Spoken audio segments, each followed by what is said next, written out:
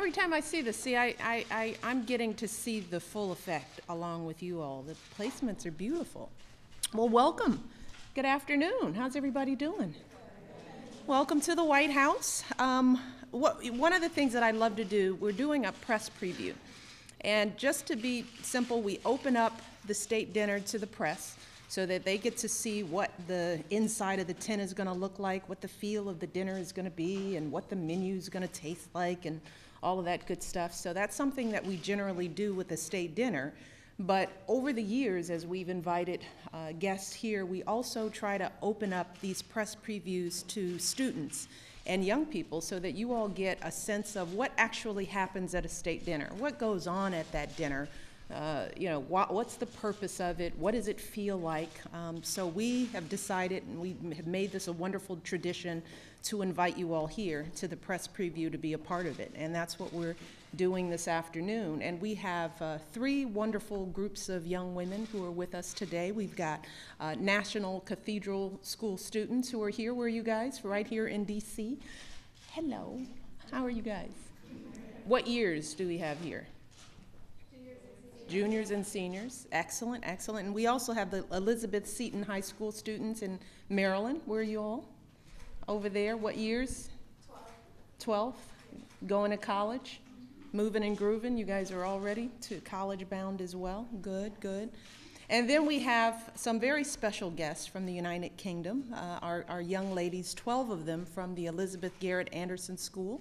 And these young ladies are right here with us. And they are 12 wonderful young people. I have developed a terrific relationship with the Elizabeth Garrett Anderson School over the years. When I did my very first visit to the UK a couple of years ago, I got to visit the school, and the students there were amazing. They did a wonderful program for me, and I was so touched and so moved and felt so connected to them that one of the things I wanted to do was just stay connected, and we have done that. And when we visited again last year, I took a group of them to Oxford to see one of the finest colleges in the country, to make sure that, like all of you young women here, that our girls in the UK were reaching for the greatest heights possible and seeing the inside of some of the most astounding institutions their country has to offer. And when I was there, I invited them back to the United States. And because of their wonderful teachers and sponsors and mentors, they selected 12 students who had to compete actually to attend this trip, write essays, and show their leadership skills. And these are the 12 young women who were selected, and they've been here for a few days. You've gotten to go to the State Department. We met yesterday with the mentees that I host here at the White House. We had a good little conversation. You guys did some community service with our mentees yesterday, and we're grateful at Martha's Table, so we're very proud of the investment that you're making while you're here. So we are just happy to have all of you here this afternoon, and we want you to relax, enjoy yourselves, because you're going to hear a bit about what a state visit, what we try to accomplish at a state visit. And you're going to hear from Brooke Anderson. She's the Chief of Staff for the National Security Staff, who's to my left, and she's going to talk a bit about what a state visit means, what we're trying to accomplish with this particular state visit. And she can answer anything. She's phenomenal. She's smart. She knows everything, a little bit about everything. So she's gonna help you guys through that. And we also have one of my dear friends, Chris Comerford, who's the executive chef for the White House. So she is responsible for what we eat. She designs the menu, she works with her staff, and let me tell you, we have hundreds of guests coming tonight, and it is a complete production for them to put together this meal. And the White House is a big place, but the kitchen is really teeny. You wouldn't believe it. It's a little bitty kitchen, so they have to really man the engines to make it happen. But actually, because we're in a tent tonight, you probably have more space than you usually do when we have the dinner here. But Chris will talk about the menu. She'll talk about what they think about in pulling together an event like this. And again, you can ask her any questions as well. She is one of the first female executive White House chefs that the White House has ever had. And she cooks for our family. She does all the special occasions. She feeds the nation as they come through the White House, and she is very good at what she does. So we have two wonderful people here today who will lead you through a presentation. So you guys, as I always say to the young women who come, speak up, ask questions. It's only formal because we wanted you to see what it's going to feel like. But other than that, you guys enjoy yourselves, learn as much as you can. Don't be hesitant. And then to top it off, we're going to let you guys try some of the dessert that we're going to have. And you'll be the first, after me. I think me and Grandma and a couple of people, we've tasted the desserts, but you guys will be the first to taste the desserts tonight. So we are just excited to have you. We're very proud of all of you because all of you have shown a level of dedication to your school and your community, a level of leadership, and I'm sure that's why your school selected you to be here. We are very proud of you, and hopefully you'll be on the other end of some state dinner. Maybe you'll be doing what Brooke is doing or doing what Chris is doing, or maybe you'll be doing what I'm doing or what President Obama is doing, but you'll get a taste of what you might do when you get into these high posts. Because we expect very big things from all of you, all right? So I'm going to go because I have to go look at the tent. I'm going to see what's going on there, and I will hand it over to Brooke, who will take good care of you. It's great to see you all. Love you guys. Have fun. All right, take care. Brooke.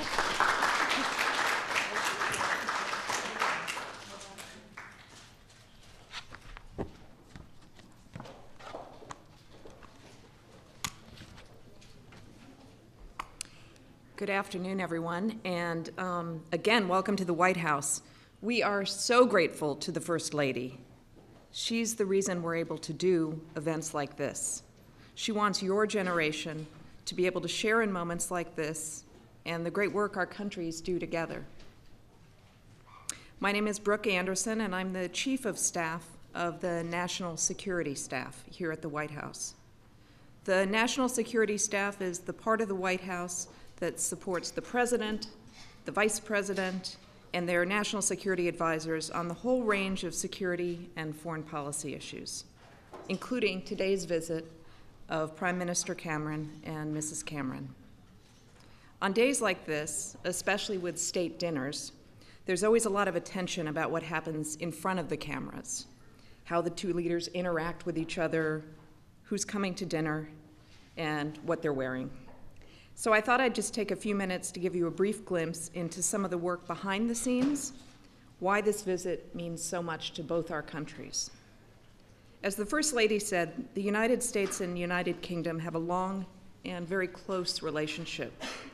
But as you know, the relationship got off to a bit of a rocky start. A few American presidents have joked that it's always nice when British leaders come here to visit their former colonies. And American presidents often like to tease their British guests by reminding them that during the War of 1812, the British actually burned down the White House. But that was a long time ago. Of course, more recently, we've been each other's closest allies. Our men and women in uniform have fought side by side from World War I to Afghanistan. Our diplomats and development workers work together all over the world to support democracy, to help other nations lift their people from poverty. Our business people work together every day to sustain one of the largest economic relationships in the world. In fact, a lot of Americans, perhaps some of your parents or neighbors, work for British companies and vice versa. Our scientists and researchers collaborate to cure diseases and discover new treatments, and every year, tens of thousands of students your age or in college take the opportunity to study abroad. Americans in British schools, British and American schools, and I hope that's something you all will do as well. There really are few nations that do so much together and have so much in common, including our language. That said, a lot of people think that there's such a difference between English and American English that we're actually separated by a common language. But President Obama is determined to help bridge that divide, and this morning at the arrival ceremony out on the South Lawn, he even tried out some British slang. Those of you visiting from the UK will have to be the judge of how he did. Because of everything we do together and everything we share, Prime Minister Churchill famously called ours a special relationship, and that name stuck. When American presidents and British prime ministers get together, they discuss everything, every issue you can imagine across the world: international peace and security, global health and hunger, education. For their part, President Obama and Prime Minister Cameron have met and worked together on numerous occasions. But there's an interesting twist to this visit. Last year, Her Majesty Queen Elizabeth hosted the President and the First Lady in London for what we call a state visit, which is a visit between heads of state. Here in the United States, the President is both the ceremonial head of state and the head of government. And in the United Kingdom, the Queen is the ceremonial head of state, and the Prime Minister is the head of government. So if the Queen were coming, it would be called a state visit. Since it's the Prime Minister, we call it an official visit. On the National Security Staff, we've been working on this visit for a very long time. We have an office that focuses specifically on European issues, and they've been working every detail, planning the issues to be discussed with their British counterparts, and that work has been going on for many months. That's because these visits are really an incredible opportunity to do important business, and we want to make the most of the time that the two leaders have together. In their meetings today, President Obama and Prime Minister Cameron coordinated a whole range of issues: the global economy, the demands for democracy in the Middle East and North Africa, preventing the spread of nuclear weapons. These are issues that are going to shape our world and your lives for decades to come. And so it's appropriate that you are part of this day. You are the generation that's going to carry this work on.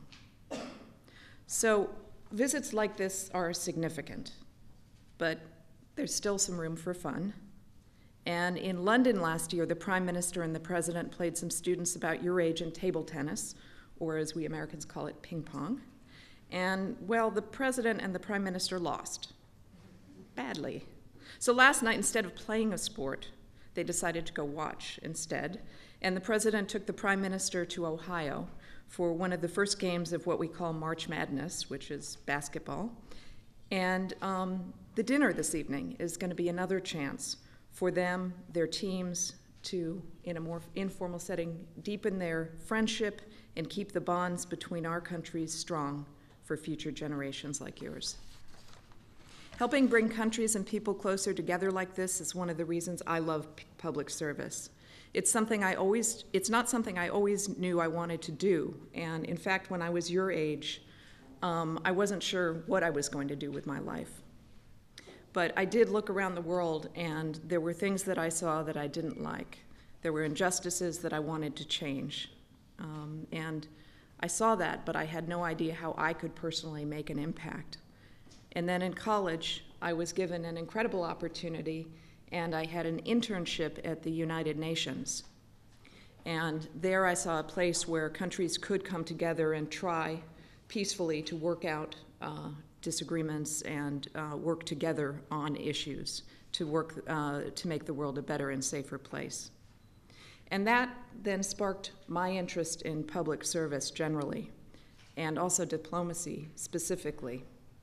And a few years ago, I was given another incredible opportunity to return to the United Nations, where I had my first internship, that very place, and it looked exactly the same, I have to tell you.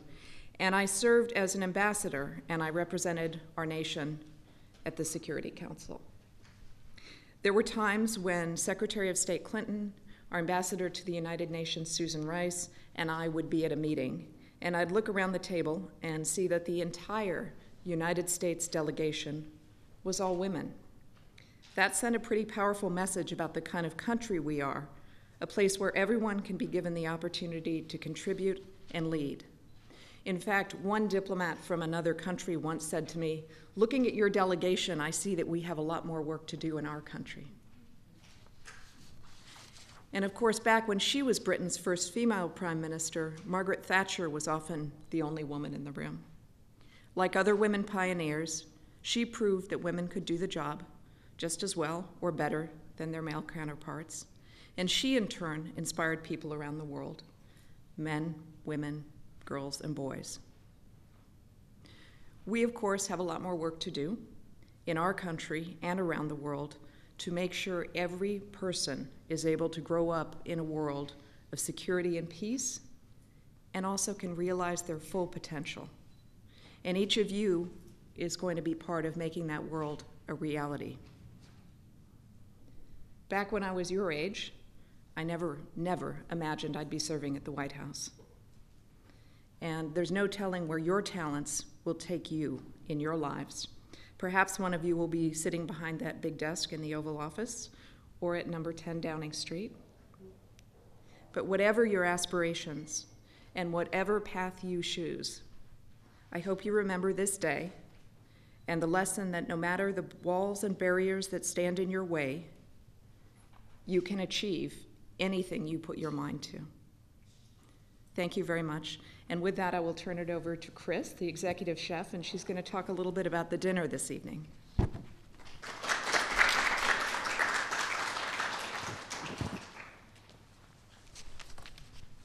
little shorter than her. Good afternoon, ladies, and again, thank you for coming in today.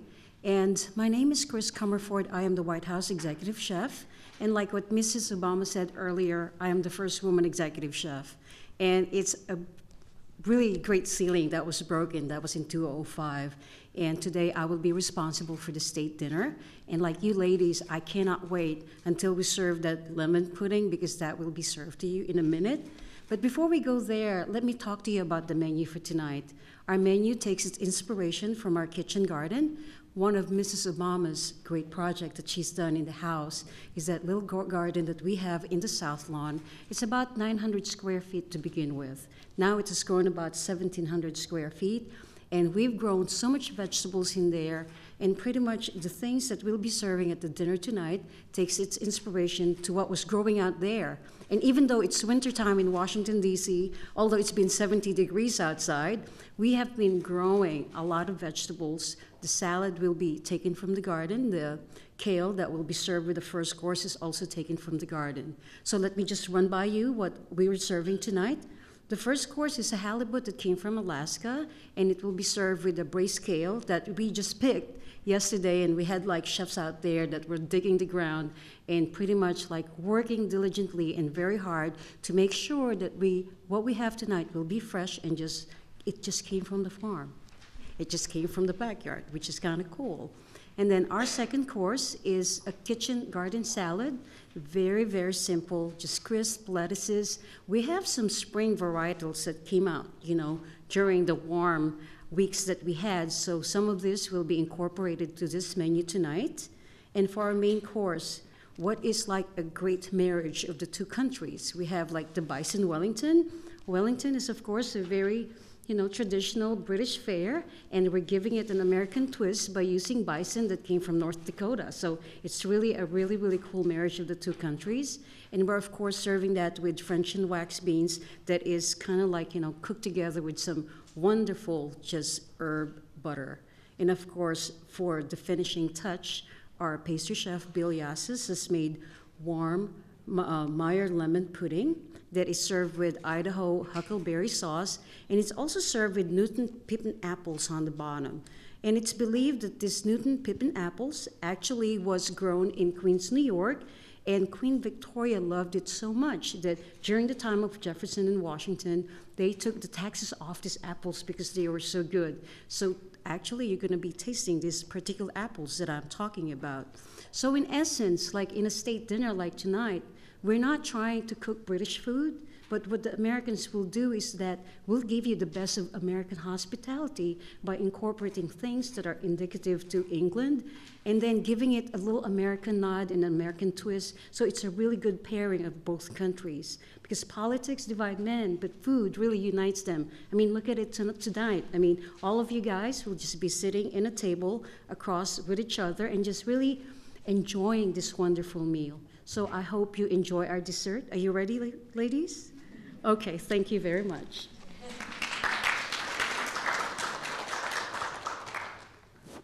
So of course I don't know how to turn this on.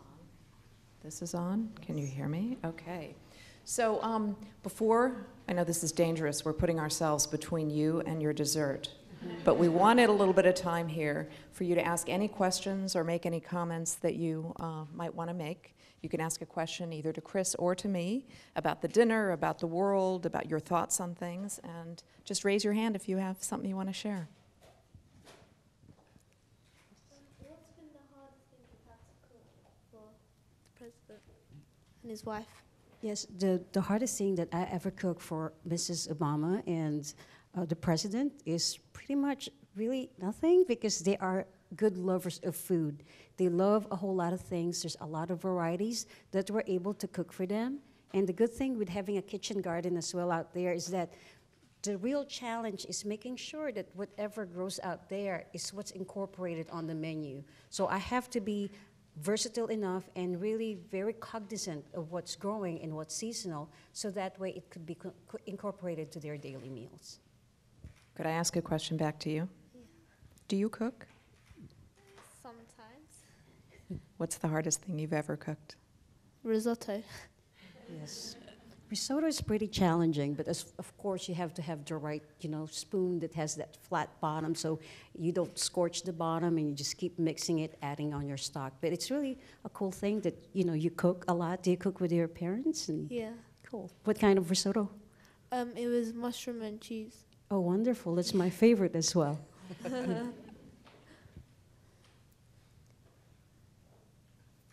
Any other questions? Yes, right here. Here, why don't you wait for the microphone to come? Yeah. Oh, we're going. Then we'll go to you next.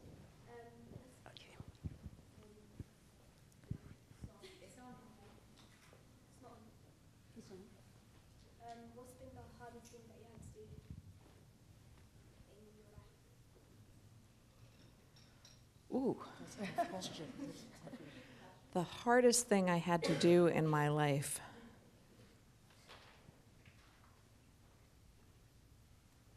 That is a very tough question. I think probably one of the hardest things I've ever had to deal with in my life. But you asked what the hardest thing to do, right? The hardest thing you have done. Have done. Okay. I think one of the hardest things I've done, because I'm a really private person, and so for me, when I was, say, your age, one of the kind of most agonizing things for me to have done would have been to be standing up here and giving a speech or, in the spotlight. And one day I realized that I needed to find my voice, and that if I just tried it and did it, and even if I didn't do so well, it was okay. And that if it just did it again and again and again, I would find my voice, because I felt that I had something to say and something to contribute. But I think the first time I got up to do it and my knees were shaking and I was just, does anyone here have that same issue? I see heads nodding. The only way to get past that is just to do it, and you just have to force yourself to do it and just think, okay, it's going to be okay, even if it's not perfect. And then soon you'll realize you can do it. So now today, it's a much more comfortable thing for me. Are there things that are hard for you? Not really. Not really. Just wait. Okay. You had a question there? Was your ambition to be...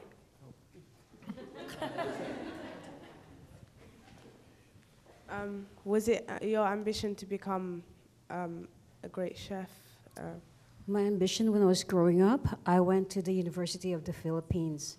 I was a science geek. I loved the sciences, so I took food technology, but not thinking that sometimes when door opens certain way, you have to be very aware of it. I have the love for food, I have the love for science, but cooking is food and science. So in a way, it panned out that way. So I think growing up, you have to really listen to your parents, especially, because it was my father who really was trying to convince me to go to a culinary school growing up. But I was like, no, I want to be a scientist. I want to go to the University of the Philippines. But somehow it worked both for me, because sciences and food pretty much are the same thing. So it was successful. Thank you. Right there. Right there. Who is your inspiration and who has helped you get to where you are now? Do you want to take that first? Or? You could take it first. Okay. Think about mine. My family has always been part of my inspiration and the closeness that I have with my family. In terms of my work life and my aspirations, certainly seeing people like Madeleine Albright, who came a generation or two before me and really carved a path for herself. It's probably some of the women leaders who do well. And then I guess one other inspiration for me is Michelle Obama and the way that she has carried out her role as First Lady, and this is an example of it. Taking an opportunity to share what the tables look like and the food that's going to be served, but then opening it up and bringing young women like you here to share in it. Over to you, Chris. She took my answer, but I'm going to say it anyway. My inspiration growing up is my mom. I came from a family of 11 kids, so between breakfast, lunch, and dinner, it's like a banquet going on in our house every time. There's always a smell of food, there's always a taste of food, and there's always that sound of food. So I really grew up with food around me.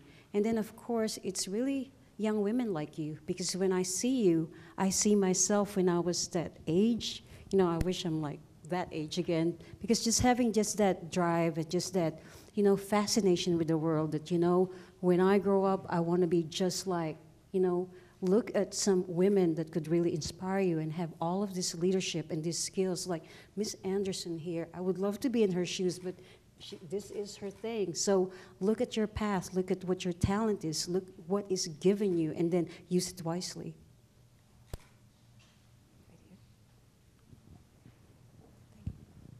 And what's your favorite dish? That's always the hardest question to a chef, is what your favorite dish is, because, every time we come to somebody's house and they know that you're a chef, everybody is just too scared to cook for you. So most of the time, I'm not even invited in people's home. So, I just love something really simple, a pasta dish, carbonara, just simple tomato sauce, really something homey, something that really reminds me of just something that I could hold in my hand in a warm bowl and, just watching TV while, I'm eating. So nothing too spectacular, but something just really good and simple. How about you? What's your favorite dish? Okay, maybe you will like the dish that we're going to be serving on after this.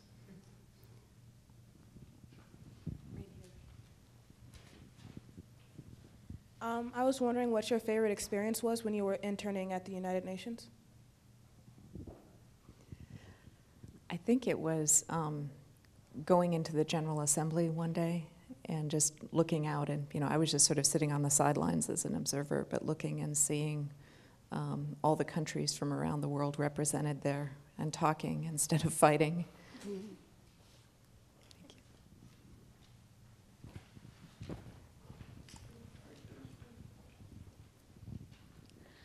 After you got out of college, did you move your way up through the United Nations, or did you go straight to the White House, or what was your course of action? When I got out of college, I had very itchy feet. I wanted to travel. And so I'd done my internship at the United Nations, and then I went and lived in Japan for 2 years, and I worked there.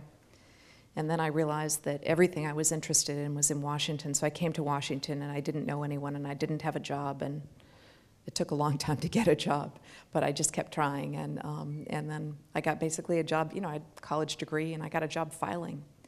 And I did that to make money until I was able to get a job that I wanted, or that I was more interested in, working on Capitol Hill.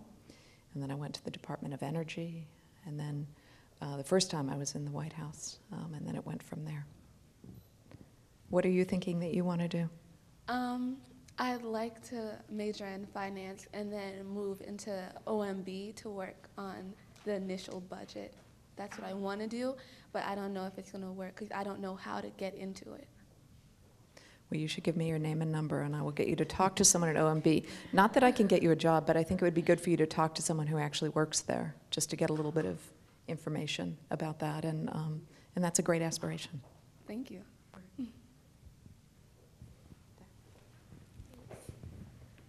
This is for either of you, but when you were growing up and like our age, do you remember if there was somebody who was like a really inspirational figure for you or a role model or anything? I'll take that one first. I had a few teachers that to this day, even from like the 5th grade through high school, that I still do remember, because there are certain things that they've told me that still resonates, just, like any kind of success, it requires hard work. So just certain things that, growing up, even as a young high school kid, you just have to be really aware of these people that will take you up and not take you down. So go for the positive role models, teachers that would have something good to say and would have a good advice for you. So always listen to them, because most of the time they really have the best wisdom. For me, when I was your age, it was Amelia Earhart. I thought what she did was bold and gutsy, and I was in awe. Right here. Oh, you have to wait for the microphone. I'm so sorry. Okay. What advice would you give to young girls trying to pursue a job like yours?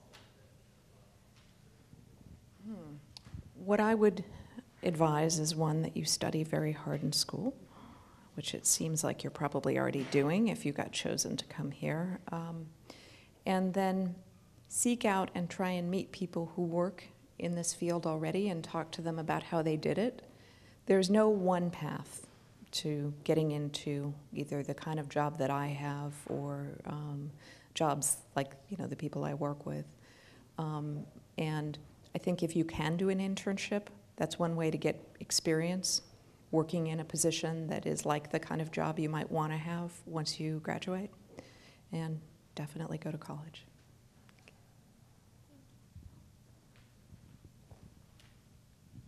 Are there more questions? Yeah, right there. What's your favorite thing about working in the White House? I think it's the ability to work on big, complex problems and try to resolve them. And for example, one of the things I have been directly working on is Sudan, and trying to help bring peace to a region that's been at war for a long time. I also think that, I don't know if you all got the feeling of this just when you walked in here today, but I have to say, it never gets old. Every day I walk in and I look at the building and I think of the history and I think of the people who've been here, and I get a bit of a tingle. It's exciting.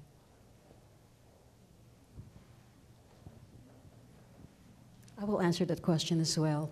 For me, just look at behind me, the painting right here is President Lincoln. So just the walls, just everybody that's been here in the state dining room where you're sitting at. I mean, we had a Queens here. We had like different heads of state that's been here, all historical figures, all important people. So, you should really think of that. If an important person was here way back, I mean, look at you right now. You were chosen to be here. So that doesn't diminish your importance at all. That means in the future, people could see that you have that much potential and potential to grow. So don't take that lightly, because you were chosen here, to be here, to move to the next level, to move to a leadership position, to achieve more things. So again, I mean, like for me, just coming in here, it never grows old. Every time I look at the walls, just the people who's been here, the history that was made here, it's just such a great honor to be working here. We have time for one more question, and then you're going to be able to try the dessert.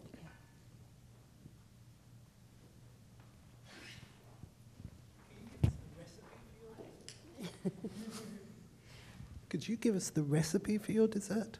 But of course, once the state dinner is over, we will ask our pastry chef, Billy Assis, to post the recipe at our whitehouse.gov, so anybody who would be interested, it will be there. Well, thank you very much. I've really enjoyed the discussion, and I hope that you very much enjoy the dessert. You're getting the freshest version of it. Chris. Thank you again, ladies, and welcome to the White House, and enjoy your dessert.